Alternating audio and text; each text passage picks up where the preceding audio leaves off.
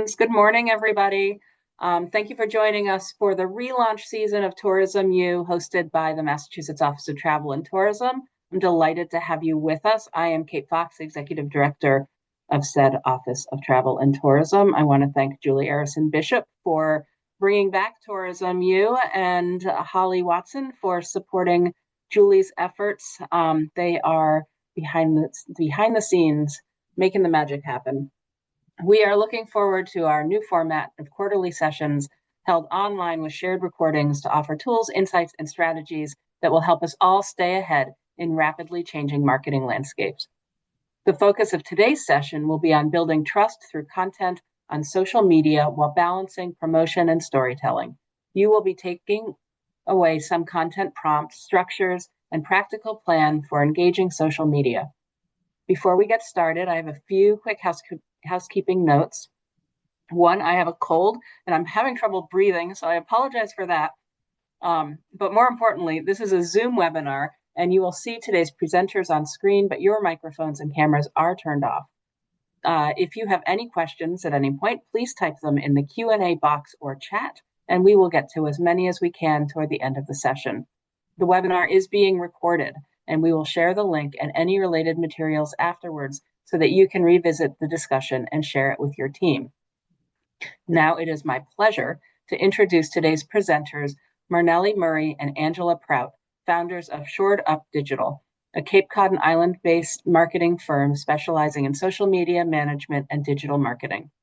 Angela Marnelli and the Shored Up Digital team work with organizations across industries, including tourism, to provide them with the tools they need to grow their brands online. They are a delight, and we are thrilled to have them with us today. Marnelli, Angela, welcome, and thank you for taking today's session. Thank you so much for having us, Kate. And thanks to Julie and Holly for being the behind the scenes tech ladies, because it definitely takes a lot of effort to get these things done. We're so excited to be here. We're thrilled to talk about having social media with a purpose, with direction, and with a big focus on storytelling and community. So if Holly, you can throw the slides up, we will get started. As Kate said, my name is Marnelli. This is my business partner, Angela. Hi, everyone. Thanks for having us. We are both I'm based on Martha's Vineyard, Angela's based on the Cape, and we've been in business for almost 8 years now. If we can do the next slide, Holly. We've been in business. We want to tell you a little bit of who we are and why we are presenting this today. It's really important that we really showcase the story behind everything, and every business has a story, right? So this is a little bit of our story. We are social media management and digital marketing agency, very well versed in a lot of the complexities and opportunities, especially in the region, in our region's tourism marketing. So like Kate said, we work with regional tourism councils, a lot of DMOs, and a lot of hospitality-based businesses to provide them with the tools that they need to grow their brands, to engage their communities online. We always like to say, why us? And the reason is really, we lead with a purpose. It's who we are, it's what we do. We spend a lot of time in online conversations on behalf of brands, building relationships, building trust, building community. So being immersed in that day-to-day, very rapidly evolving tools of digital marketing, which we really say and this will put a lot of you at ease. It's like learning a different language every day, because the tools change, the processes of how to get to X button or this section of the settings change for every single account every single day. So we're here to tell you that it's not you. It's not just you. So we are going to talk about how to effectively use these tools to best connect and communicate with visitors, customers, clients, and prospects online. And I think just a note to that too is, a lot of the work that we do is bringing your offline reputation online, right? So when we think about social media, everything, it's social, and obviously we'll talk to that, but you lead with your business and your organization and all the ethos behind it. And then this is all about translating all of the great things that you are already doing the most efficient way online. So why does purpose matter in tourism marketing? So the thing coming from what Angela said, social media is social. And I think a lot of people focus on the media piece. So what content am I creating? What photos am I taking? What videos am I doing? And you need to really reel back in and remember it is social. So tourists, travelers, and visitors, they're all people too. And people inherently will always want to crave personal connection. So figuring out, how do I create personal connections with the content that I'm creating? How do I tell these stories that make them sound engaging, entertaining, informative?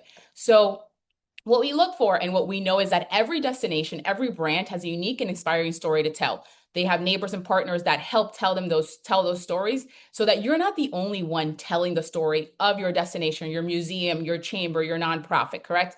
You're trying to find as many, and we can call them brand ambassadors, community members, that will also tell those stories on your behalf, because what we're trying to do is create that brand awareness where it's not only you talking about your town, your museum, your restaurant, your hotel. So we're going to try to let those stories be very purpose driven with your content. And when used effectively, that content naturally becomes less promotion. It becomes promotional, but in a way that it's telling the story. So it connects with your audience, and that really will drive the interest while at the same time supporting your revenue goals. Next slide. So what we're trying to figure out is, what are great ways to tell stories? And we really wanted to showcase this first example of the Peabody Essex Museum in Salem. The PEM does a great job of really not only telling the stories of the exhibitions that are at the museum, but they're very good. And I don't know if anyone from the PEN, I think they might be in the Zoom or might be listening to it afterwards in the recording. But what they really do really well is also showcase their staff. We don't have access to their analytics or their backend, but we can really see the content that performs the highest in the PEM accounts, be it Instagram, Facebook, or TikTok, is whenever they're introducing their staff members. Whenever the PEM gets their interns for the season, they do this great story video where they're introducing this person, and it makes that person kind of like that brand ambassador for the PEM. So this experience is really one of my favorite ones at the PEM, and it's an exhibit on light and shadow. So they have this photo right here captures that experience. So what we're trying to showcase in this presentation is, how can you bring your experiences, your brand into life, so that people that are watching them on these tiny screens can kind of be captivated by exploring these situations, right? So who wouldn't be inspired by this photo, which, a photo says 1,000 words, right? But and we will say a video will say, 100,000 words. But we, at this point right now, looking at this photo, you don't even need a video, because you feel within this exhibit. So we just wanted to showcase this specific example, just to make sure that after this, or right now on your phone, you go and look at the PEM's social media accounts across the board. They do an incredible job, and it's something really that you might want to try to replicate, not at the extent that they do it, because it is a big effort and it's a big team effort, but little bits and pieces that you're like, oh, I didn't think that I could do this. So definitely check them out. And I think to that note of the way that they do such a good job showcasing their staff, and I think we do talk about this again, is trying to find folks in your organization that are comfortable, like being on camera, and, content that includes people's faces, or when somebody's speaking to camera, is always going to perform the best. And again, that's that personal connection. Next slide, please. So like I mentioned before, what the PEM does, for example, is definitely a teamwork. It's a lot of effort to do this. So we're going to try to figure out how to simplify that work, how to make it manageable and sustainable and not overwhelming.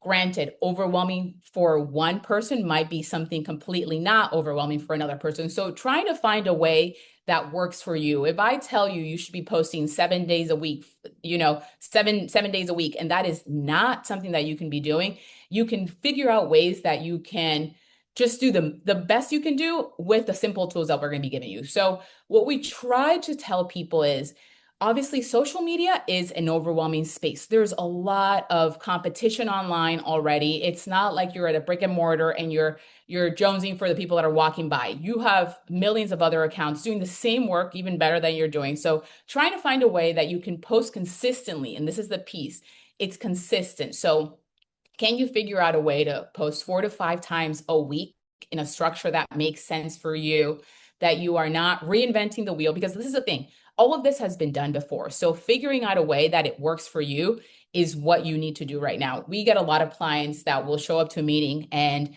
they're barely surviving on Instagram and Facebook. And they're like, well, should we be on YouTube Shorts and TikTok? And we're like, let's take a beat right there and realize where does your audience live, and then stick to those couple of core platforms.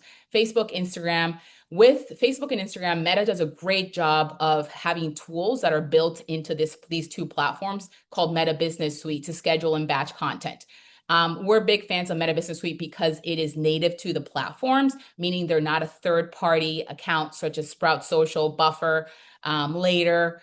So these third-party accounts, we've worked with a lot of them, and the missing piece is that because they're not native to Facebook and Instagram, Meta, as a family, Meta sees it as a little bit of a counterintuitive way to work with. So we only really suggest anything outside of Meta when you need extensive reporting. So Sprout Social, great platform, really expensive at times for small businesses, but the reporting is really substantial. So you might need that in addition to whatever Meta provides.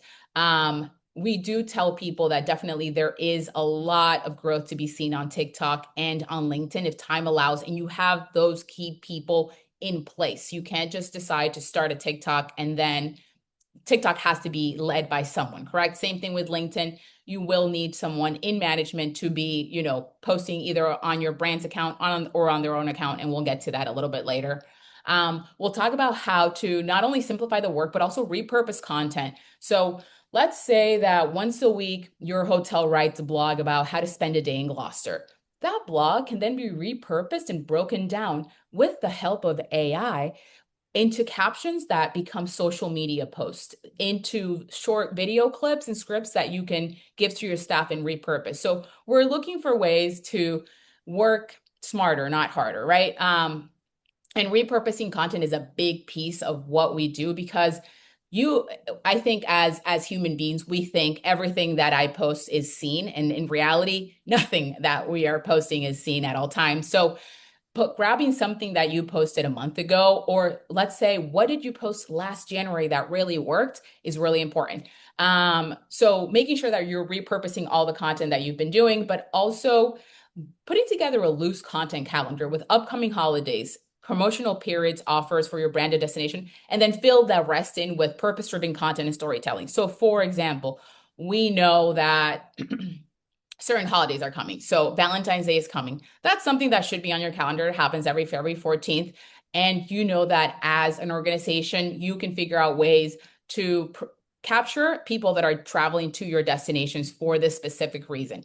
At the same time, your town might have a restaurant week. Your town might have other events that are important to your location, making sure that you're capturing those, because here's what we tell people also is national media is always looking for content. So we're late for Valentine's Day at this point, but let's say you are, in a town in north of Boston or in Cape Cod, right? Or Metro West, and you're looking to promote Mother's Day.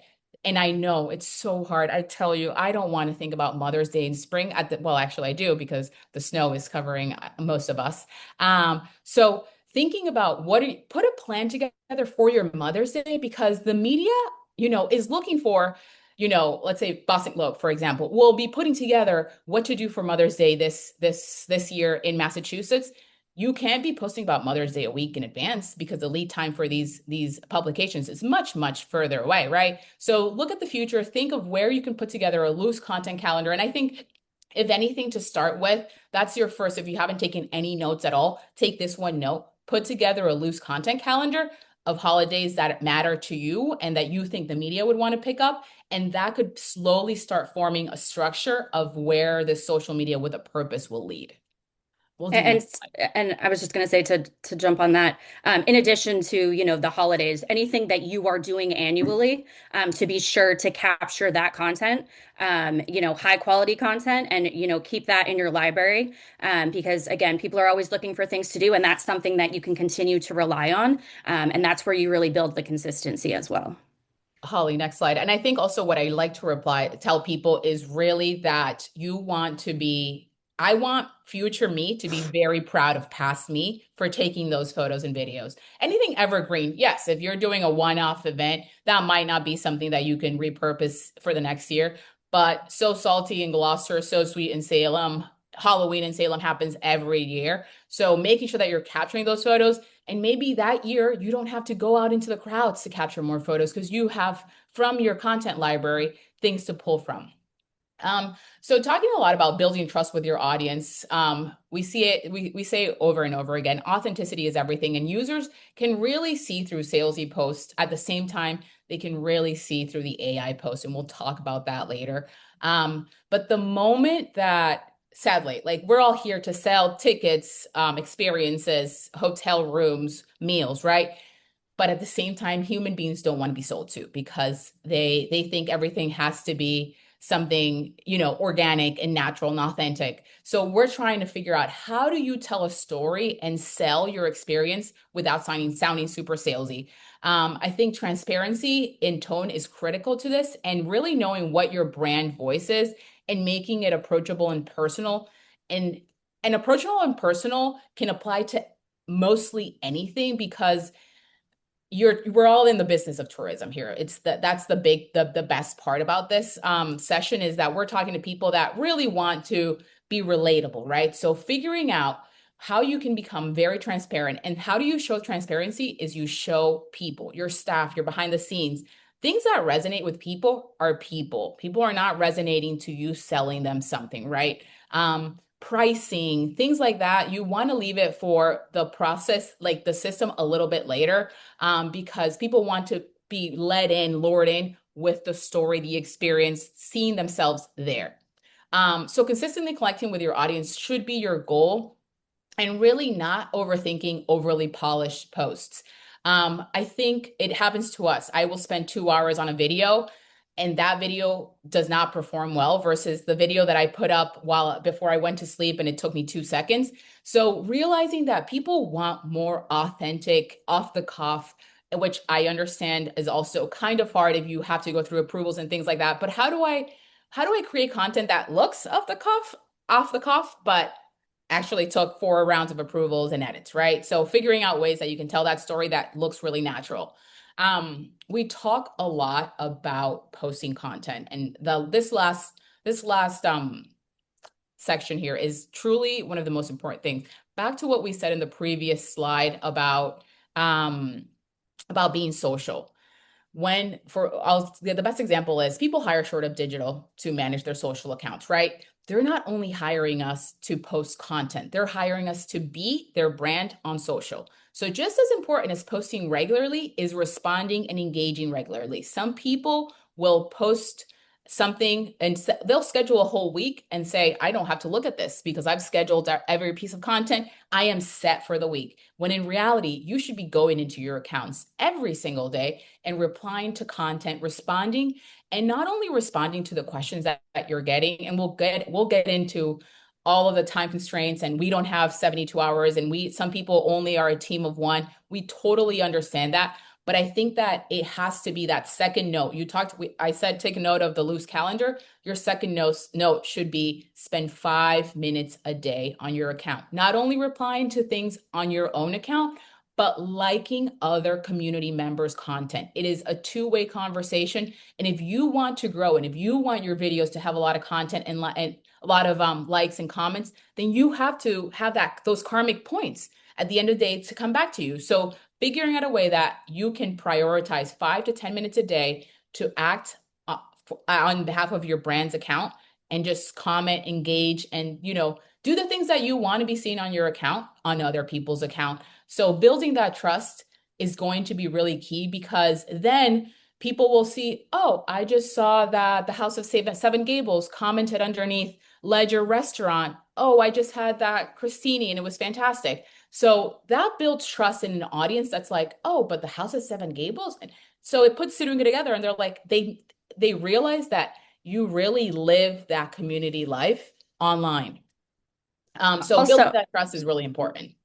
Absolutely. And to add to that, in the engagement process, you also have opportunities to create offline relationships there with other businesses and organizations that you might not already have. So, yes to the people you already support in real life, but also those are opportunities. And as it relates to analytics, if you're looking at your post and you're like, oh, well, it didn't get enough likes, when you're doing the engagement piece and your posts have more engagement, that is going to help your analytics. So doing that alone will in addition to the posting. Don't think about it necessarily as just the likes on your posts. When you're going in there and you're doing the engagement and your engagement rates are higher, that is better for your analytics. I think also it's a good reminder that a lot of conversation and community building happens in the DMs. So if you can bring a comment of someone asking, hey, do you have gluten-free options at your restaurant? And instead of answering, yes, we have this, this, and this, bring it over to DM and also DM them and say, hey, we would be curious. Are you looking for anything specific? Those conversations, and I think people forget the piece is Instagram isn't only looking at your likes, your posts, your comments, they're also looking at your DM conversations. So the more DM conversations you have, the higher ranking Instagram sees that you're very much an active account. So if you're having a lot of DM conversations, or if you're having 0 DM conversations, direct message conversations on your accounts, I think it's key to also make that little note, your note number 3. Look at your DMs. How can I have more deeper conversations with people in my community on the DMs? We'll do next slide, please. So what we're really trying to tell is what that trust is. And these are a couple of examples of what trust is built, how trust is built through visibility and authenticity. These are a couple of just accounts that we really love in the region. And a lot of them are really just showing us behind the scenes, staff spotlights, and sharing community stories that resonate, right? So if you follow the Addison Choate in Rockport, you know that the innkeepers are very happy to be doing a lot of funny things and the behind the scenes of what being an innkeeper is. These posts resonate 1,000 times better than a photo of their bed. It resonates 1,000 times better than a photo or a video of their breakfast. Why? Because it is human beings being relatable and approachable. And, they're showcasing that when you come into the Addison Choate, it's not a stuffy place, and we're here to showcase a good time in the region. Same thing with what Trisha does at Hastings in Lexington. She's really not only showcasing herself, but also showcasing the members of her staff, her executive chef. So really figuring out who is comfortable on camera, obviously, and who do you have permission to be showing, but also I would love to see what the behind the scenes of walking into the chamber office and I have a question. What are the craziest questions the Chamber of Commerce has been asked in the last 2 years? I would want to know, where do you even turn on the lights at the PEM? Is there a master switch? What that behind the scenes look like is what is going to capture people. We've come to a point where also video content isn't a bonus, it's baseline. So when you're looking to create content right now, and then I know because I'm in this business and video takes time and effort, but I'll say this and I'll end it and you can listen to Angela's voice for the next 10 minutes. My best example is I don't know how to drive a car. I personally don't know how to drive a car. I'm a passenger princess. And people are like, you seem so capable. It's so easy to drive. It's so easy because you've done it every day of your life since you were 16 or 20, right? Making social media content is easy to me now because I do it every day. So you need to put into your brain that just because it looks easy online doesn't mean that those people achieved these results the first day they posted these reels. So get very comfortable at posting not great and exciting reels because it's going to take time for you to build that confidence to really get really easy to do the editing. It takes a lot of time to edit, but it will get much faster the more you do it. Just as driving. People say, oh, it's really easy. I'm like, not for me. But I leave you with that is that practice makes progress. You'll never be perfect because you do not have, Universal Studios behind you. So you need to figure out a way to make it easy. And the way that things become easier is when you consistently do them. Next slide. Thank you, Martinelli.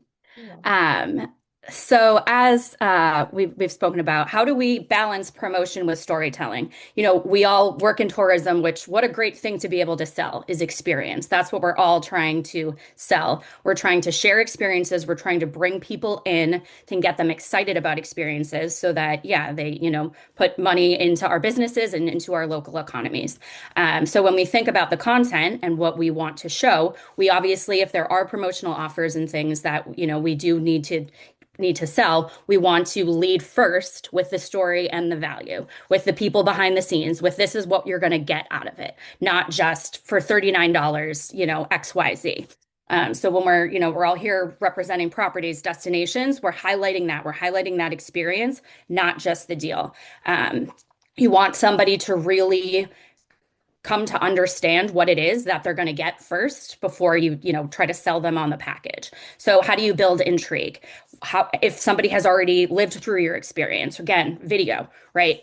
You have an experience in a hotel, you have an experience at the PEM, sharing those experiences and the experiences of others that have already, had that experience. That's what's going to resonate with people. And I think something else for the checklist to put on your list, if you're not already actively consuming social media, it's hard to think about what you want to create and what's going to resonate, right? So taking the time to also think about the accounts that are similar to your business or organization that you think are doing a good job and start following them and getting really comfortable with the way that other people are creating content and what is drawing you in, what is pulling you in, right? Because again, we're all people and we're trying to connect that way. So really thinking about the different brands and destinations and properties that are doing a good job, and that, or if, maybe you get lost on, other feeds, what is it that stops you in your tracks when you're scrolling? What are you connecting with? I think, and why are you connecting?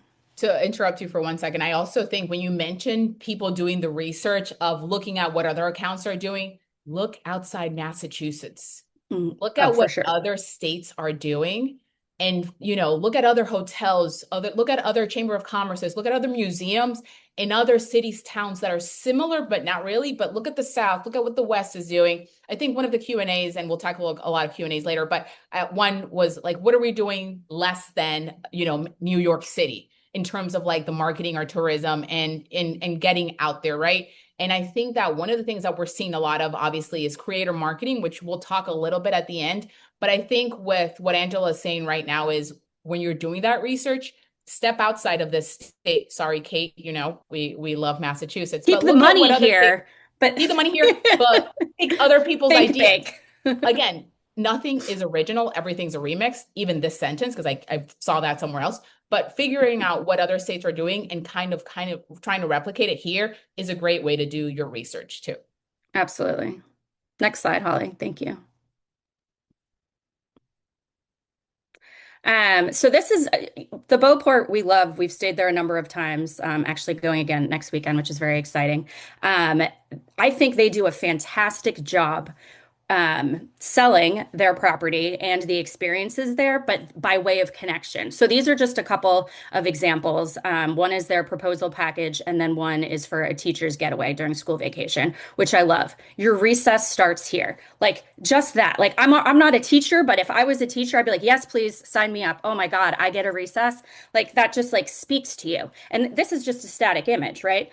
So I think just thinking about the way that you connect with people first and then kind of sell that offer in, because it's all about, touching hands, holding hands, love, getting to go away. It's not about, giving me the money for the bed. It's you get this experience and you can really kind of feel that. So I think, they just do a great job with connecting with the different audiences. Also, another note for any of the properties that are on the call, I think the Beauport also does a great job because in addition to, trying to get guests to stay there, they have so many amenities at the property that locals and day trippers can take advantage of. The restaurants, the fire pits outside, they host a lot of events. They do a great like holiday jingle bar. So if there's any opportunities that you have, if you're a hotel property, to bring the public in to further help promote, essentially, the stays, but just to get people in the door, even if they're not guests of the hotel and they're not sleeping there, I think is a great idea. And they just do a fantastic job. And I will say one last fantastic job they do is their consistency in these graphics. These are very their branding is graphics. They're posted at very different times of the year, and they're very consistent. So something that we would love to see more overall in everyone's branding is pick a color, a font, 2 or 3 fonts, because you can see there's 3 fonts here. Pick a structure, a template. This will make your life easier.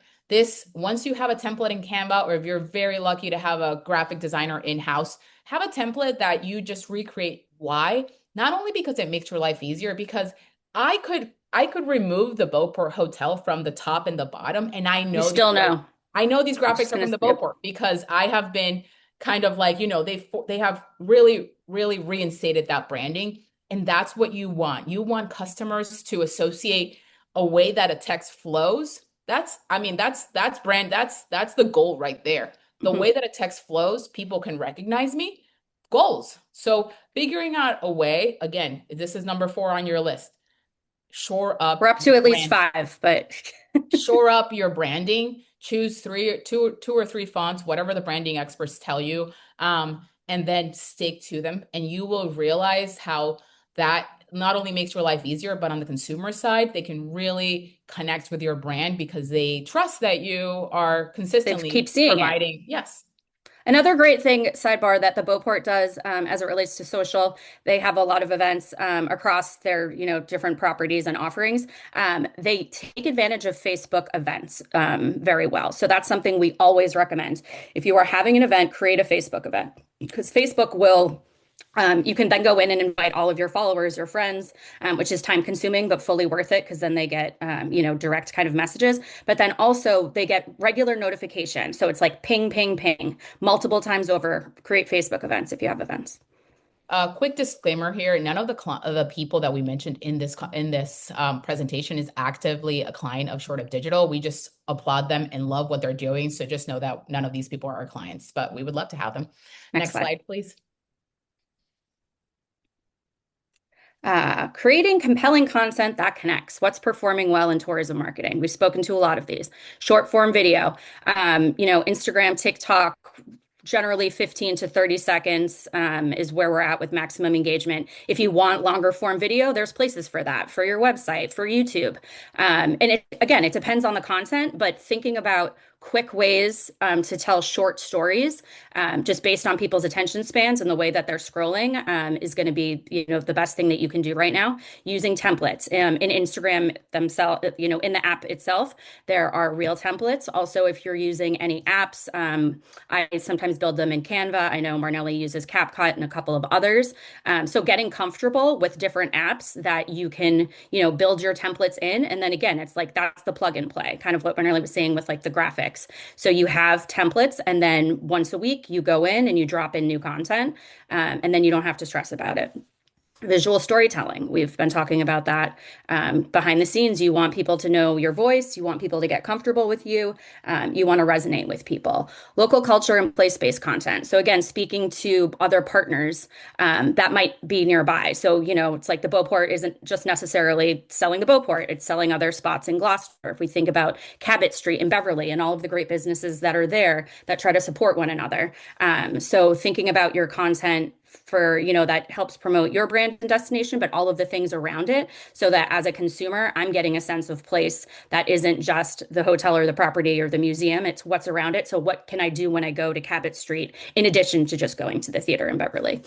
And seasonal relevance, right? We talked about the content calendar, save the dates and prompts to plan. People love to save content online too that is reminding them of something to do, moving forward, or Valentine's Day, right? Like, oh, I'm going to save this, or I'm going to send this to my friends because it is reminding me of what to do. Or like right now, even getting ahead of summer camps for parents, which is crazy to me, seeing a lot of like summer camp content. So just thinking about that and trying to get ahead because people do want to plan. And that's the kind of content that they will save and that they will share, and then that helps your engagement. And then we'll also say getting ahead with photo shoots, right? So like Renee was saying, trying to set yourself up for success for the next kind of event. So anytime you're having something that's going to happen again, making sure you're capturing that content and that you're repurposing it and making it as evergreen as possible. And one thing, we'll do next slide, but one thing we won't touch a ton on is creator marketing here. We'll talk about calling for travel like a local, but remembering that if you're not able to capture that content, there's a lot of people that are happy to come in, whether in trade or with a budget, that will capture the content for you. Colleen is a great example, and I'll let Angela get into this, but she posted this first week of January, 12 places in Massachusetts to visit in 2026. she didn't just recently go to this was a collection of her last 3 years of travel that she had accrued content from. And then she said, let me figure out 12 towns in Massachusetts that I will, repurpose and put together this. And that reel has hundreds, thousands of Yep. sends already, because it is something that people want to be doing a lot more. So knowing that also the content that is captured today doesn't have to be posted today and tomorrow. It could be posted a year from now, 6 months from now, so that people save the date for the event. So looking at the long game of this content is really important. Yeah, using it now and using it later, repackaging it, right? So that's exactly what Colleen did. She just did a great panel for us in front of another group, kind of talking about the way that she works. So, thinking about that and how you're capturing the content now and then you're shopping it later. And Colleen also does a great job in showcasing different destinations in Massachusetts and now, kind of greater New England. And she's connecting with people. She's inspiring people to go out and do this and to do that. And why do I want to do it? Because she just gave me a great glimpse at what that experience is going to be. People save and share her content like crazy. And, she's experiencing it. She's sharing it. She has a very loyal fan base that she works very hard, follower base, to create content that she knows that her, followers are going to want. So again, that's that trust. She has a very, very trusted voice and loyal followers because she is providing information and she's telling great stories, very valuable information. Love that. Next slide. And she's lovely to work with. She is. So capitalizing on moments in time. We all know this is a very big year for Massachusetts. Sail Boston, FIFA, Mass 250. There's so much energy behind these events. And so how can your brand or organization harness that energy? Because a lot of people are out there searching for content, looking for experiences that, fall under these different events. And these are rare moments in time. These things will happen and then they'll be gone. And we need to, do as much as we can to support them, especially on a state tourism level, which Mott is doing an incredible job of. And so one of the examples that we have here is with Metro West Boston Visitors Bureau. They are clients. We did not create this campaign. They did this, I believe, with the help of Mott and likely some Mass 250 grant money, which is amazing. So thinking about how these big moments work best when grounded in local identity. So Metro West has a number of different towns under it. And over the course of 250 days, they are posting regularly, starting in October. They are posting a story a day that relates to the American Revolution as it relates to Metro West Boston. So the living history and local heritage around Metro West, community pride, past to present storytelling. They're connecting back to the revolution and then also to now, to what's happening now. So they're kind of utilizing, the energy, harnessing the energy of Mass 250, and they're sharing local stories to connect back to it. And it's really compelling. I would recommend anybody kind of following along. They're posting it daily on Instagram and Facebook, in addition to the other, content that we post on their behalf. And I think it's doing a great job of telling the stories of the region now and how it connects to the past. And I love this. Big moments work best when grounded in local identity. And so I think just thinking about that and other ways that, you can work to promote, these events and then other ones that are going to happen and they're going to be fleeting moments in time and they have interest. And how do you kind of tell your own story through the lens of that thing that is happening on a larger scale? I think a great example also was for us on Martha's Vineyard, obviously the 50th anniversary of Jaws. Oh, And huge. how the community really rallied up and people, they were like, the Jaws has nothing to do with us, but we will figure out a way to create some content that attaches to that because the Jaws fan were great. It's a crazy community that travels from all over the world to come to Martha's Vineyard to experience a piece of Jaws. So no, and I'm looking forward to seeing how does that extend to what this summer will look like because all of the Jaws locations obviously are still there and it's a big part of that movie marketing piece. But I think that that's also a moment in time that was captured, but that has long legs of bringing in more tourists through the times. Yeah, the Jaws phenomenon was real this summer. Very real. Next Next slide. slide. Community as your competitive advantage, right? So we've talked a lot about this, where we want to take what we're all already doing offline with these relationships that we have and bringing it online. So partnering with local businesses and content creators, somebody like Colleen, if we're talking about content creators, and other local businesses. If you are a chamber, obviously your social is promoting the events and the happenings of all of your members. And how do you kind of leverage that online? You're highlighting regional voices. You're getting out there and you're talking to people on the street, or you're talking to other business owners, and that's content that you can be sharing if they're partners of yours. Support year-round engagement. You know, a lot of us are representing different seasonal communities, but thinking about all of the things that happen kind of in those shoulder seasons and making sure that, you know, you have energy around that time of year too. Building loyalty, not just traffic, right? That's what it's all about, leading with story, and then you put in, you know, the sales or the promotion, but it's about connection. And that's where we build trust, is through connection and loyalty. An example here is Love Live Local is an organization on Cape Cod, and they represent local artists and creators. They started several years ago, and they have a very strong following on social and locally. And basically, you know, a lot of makers and creators don't have a lot of, you know, money, or like resources. So they kind of realize that it's such a, like a big creator economy here. And how can we support the artists and the makers? So they have a pop-up shop now. They do a lot of social marketing and community outreach. And now they have this card that is kind of a loyalty card. So you pay a little bit for the card, and then you get discounts everywhere, you know, you go to different stores that have bought in. So in addition to the artists and the creators, it's also retail stores. So like leading with community first, and then, you know, everything else kind of follows. Utilizing collaborative posts too, as it relates to just a very practical thing that you can be doing regularly on Instagram for sure. You know, you create content, you add up to, I think it's 5 now, Marnelli. It's 5 collaborators. Yeah. Anybody that is, you know, featured in that content, you would add as a collaborator, or if it is somebody that, you know, would be inclined to share it, or if it's content that is kind of up their alley, so to speak, it's great because you get to be in, you know, in each other's feeds, and it's content that kind of one person produces and then gets seen by 4 to 5 different audiences. So we don't want to forget to talk about that. I do want to mention one other experience I'd had that kind of ties into the community as competitive advantage. Yeah. I don't know if anyone's been to Natick, but Natick has a collecting pins program. So basically they have 9, and I haven't shown you this, Angela, but they have 9 pins, they're actual pins, 9 different store locations. For the spend of $25 at the store, you get this pin. At the end of when you collect the 9 pins that are all different competitor stores, the end of the 9 pins, you then get granted 1 pin that's like a bigger pin that's the town hall, I think, or their gazebo. So looking at ways, the card is a great way. Look up what the Natick Center does for their collecting pins.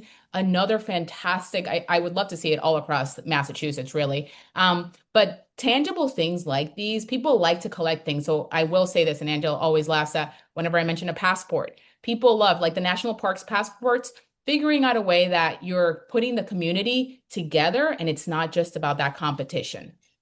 And then sharing that on social. Okay. Yes. Next slide. 1045 also, just to know. Yeah. Trust plus visibility equals growth. This is Miss Kate Fox and the team of the Mass Department of Ag Resources at the Big E, and I just loved this photo. And I trust all of these smiling faces. By consistently creating purpose-driven content, focusing on storytelling, right, the people behind your brand, and why you're doing it, building community, your followers will grow and become more engaged with your brand or destination. That's just going to happen organically, right? So put faces out there, build connection, more followers will come, and especially the engagement piece, go behind the scenes, like, comment, DM, all of that. That is building trust and visibility, and eventually that's where you'll see your followers grow too. Social media is beyond measuring success with likes and views. It's engagement and connection that move the needle, allowing you to stay relevant year round. Typo, sorry about that, guys. And strong relationships drive sustainable tourism, right? All of these connections that we have, all of these partnerships that we have are, you know, us building relationships so that we can help each other, so that we can help, you know, our visitors and residents and tourists and the economy here in Massachusetts, which is very exciting. Next slide and last slide. Some reminders. We've had a lot of them already. Social media with purpose means reframing social media as a connection tool, not a promotional tool, keeping it simple, human, and community focused. That's it. And that's it. I think the last Yeah. slide is just about us. And I know Julie's going to follow up with a lot of stuff, but we are happy to meet with anybody one-on-one via Zoom for complimentary consultations. So you can email us, and we would love to talk more. Thank you so much for And we everyone appreciate joining. your And time. yeah, this is fantastic. Let's do some Q&A. All right, everybody. So we've got a few things from the chat and a few things that were sent out to us ahead of time. So AI, always a hot topic. It was our first Tourism U topic. So we had a number of questions that came. So kind of trying to combine some of those together of, do you guys have any AI shortcuts to recommend for prompts or workflow? And I would also direct everybody here to take a look at our YouTube channel, which does have the AI session from our last Tourism U that you could watch and check out as well.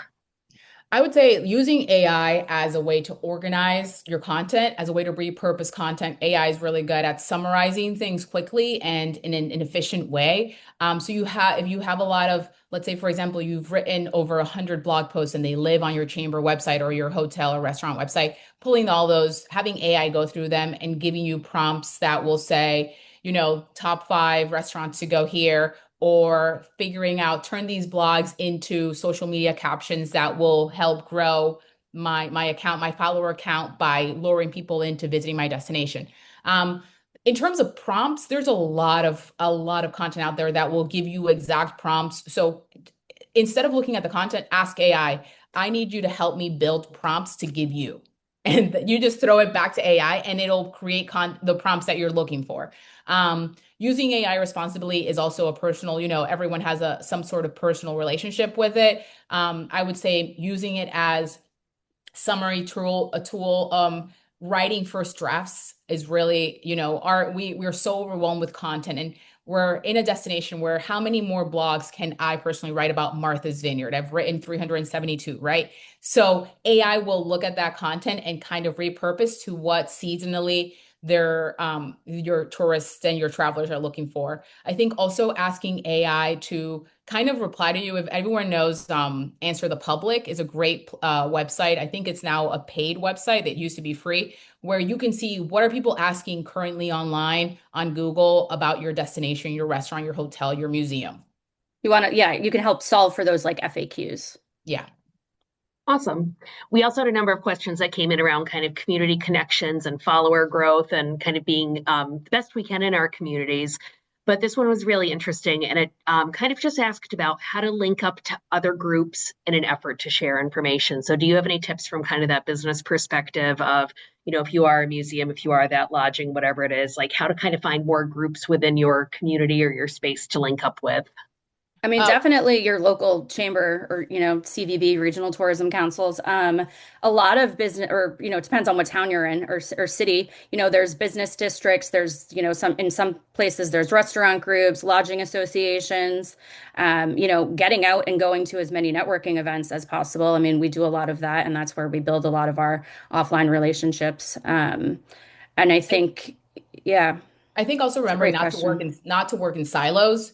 So we, most of us think we're in this bubble, and we'll say, "Oh, have you joined the chamber or your local visitors bureau?" And they're like, "Oh, I didn't even think that applied to me." It does apply to most businesses and brands. I think just trying to, like Angela said, another great place to be building that online community is look at your local Facebook groups. I know everyone has like a crazy Facebook group, but then aside from the crazier Facebook groups, there are a lot of Facebook groups that are very informative, that people are asking questions that you could be responding to.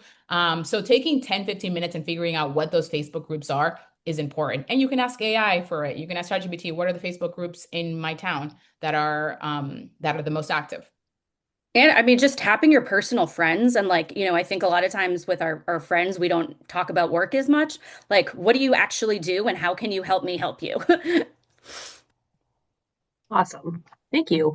So this one is in reference to paid social, and specifically it's asking about boosted posts. And does boosting a post on Facebook really do anything? I would say it can. I think, Facebook likes to dangle this little carrot where it's like, this post is performing 80% better than, your last however many posts. And it's basically just an invitation to give them money, right? Social ads work fully, but I would always recommend putting a campaign together that's like more thoughtful than just boosting the post. Even if it's the same message that the post had, I think it's just, you're likely gonna get better results from it. It's going to be more strategic. You're going to be able to target it a little bit, well, much better. And there's a lot more kind of like layers to the options that you have with the campaign versus the boosted post. So I think, on the fly, if you don't want to overthink it and you have a little bit of money, sure, do it. But I would absolutely recommend, from scratch doing a campaign that's a lot more thought out than the boosted post. Great. If resources allow. We also had a lot of questions that came in around balance and balancing time. But this one is really interesting because I think it applies to a lot of either chambers, CVBs, or even, businesses that might manage kind of multiple smaller businesses along it. So this was, as the local chamber, how can I promote our businesses without feeling overwhelmed? It often feels like I'm doing social media for hundreds of different companies. You are. Categories Sorry. is one. So I would say categorize and like you already have the categories of the businesses. So you're not posting one dedicated post for each business, round them up and say, these are the top vegetarian restaurants in my area, and do a post of 10 photos from different restaurants. You can tag them individually. I think grouping businesses into little pieces makes the work a lot more digestible. And also, again, putting it back on the businesses and saying, send me content, because we work with chambers, right? And it really is important that the businesses are just as invested in their marketing as the chamber is in the businesses, right? So if you're a chamber and you're not asking seasonally for photos, videos, content that you can use, you're missing out on a lot of content. And then that same content, you can just repurpose it. Asking the businesses themselves, whenever you post at the chamber as a collaborative on Instagram, that's an easy list that everyone can be doing. I think it's hard with the chambers too, because depending on it represents so many different businesses. Some of that content is going to be sexier than others, right? We deal with this a lot. There's roofing companies in, our local chamber. And then there's, restaurants that have, beautiful plates and it's not the same kind of content. Some of it's going to resonate more. So I think, with maybe those service-based businesses, that's a really good opportunity, like Marnelli said, to do kind of, a carousel post or something like that. But yeah, relying on the businesses themselves to give you the content, and recognizing that not everybody's going to give it to you. But it's hard to balance all of that. But it's, they need to take advantage of the resources of the chamber, by way of, kind of playing into it to help us help you situation. Great. And one more question, and for everybody else who threw questions into Q&A, just so you know, too, between all of us, we will get to answers to those questions on a personal level. And if they are some things that are more general and broad out for the group, we'll kind of put them into our follow-up email. We're sorry we couldn't get to everything today, but we definitely appreciate all of the questions. They're very thoughtful, and we're excited to dig in and answer those. But our last one for today, and then we'll turn it over to Kate to round us out, is I don't necessarily love to post about work on my personal pages, but sometimes that's where I get the most engagement. What are your thoughts? So Facebook specifically has a couple of tools where you can, for example, the first example is inviting your friends to like your Facebook page. So on your Facebook page, there's 3 little dots. There's going to be a drop down. You can invite your friends to like your Facebook page. That's a simple lift that you don't really have to be posting content. It's just a short little notification that says, Angela invited you to visit Massachusetts. You can do it or not, right? This question comes back to our first piece, is that people resonate and relate to people. So yes, most of the times your personal Facebook post about your business, we will perform better because it's coming from a personal human account. So how do you have to look at those posts when you do post. Let's say you post about your museum on your personal page and you're the curator, right? Looking at that post and seeing what the comments are, and trying to recreate that in your personal, in your business feed, right? So figuring out a way to tell that story more personally in your business feed is key. We're not going to be able to recreate how content performs on personal pages versus business pages. It's always going to pick personal pages there's over always business pages. also going to be the underlying dangling of money. Business pages have more of that. Personal pages, there's not a way to like boost posts on my personal page. So Facebook knowing that they can get money from you on a business page isn't going to give your content to all of your audience, versus on your personal, they have no other option because there's no pay to play there. So it just really is trying to figure out a balance of posting a little bit on your personal and trying to guide people to your business. And that's, I think, all we have for. So Kate, we will turn to you to close this out. All right. Thank you so much, Marnelli and Angela. That was wonderful. I do want to share, I don't think they were on, but I want to share a correction for the caption from the Big E. Cute and pandering though it was, that was not MDAR staff with me, Charlie and Sheila. That was Jesse Dean, who's the RTC director for Franklin County, and Representative Natalie Blais from Franklin County. So not MDAR, but I wanted to make sure in case any of their friends were here, I'm sorry, I missed that caption before we went live on the webinar. This was amazing. You do great work, and we're so grateful for your time this morning. And I hope that all of our guests today have been inspired and are leaving with new ideas and a better sense of the 2026 social media landscape. We will send out today's recording and resources soon, so keep an eye on your inbox for those materials. And before we sign off, I want to share that registration is open for the Massachusetts Governor's Conference on Travel and Tourism, which will take place March 24th and 25th in Denver. And this will be another great opportunity for learning and networking alongside industry peers, with sessions focused on innovation, collaboration, and the future of tourism across the state. We're also accepting award nominations, and limited space remains for exhibitors and sponsors, so don't miss out. And you can find everything at massgovernorsconference.com. And finally, stay tuned for details on our next Tourism U, which will come up in April. We will be sharing the topic and registration information soon. And with that, I will say thank you so much to everybody. This was a great Tourism U session, and grateful for our presenters and everybody who joined us. Have a great day. Thank you.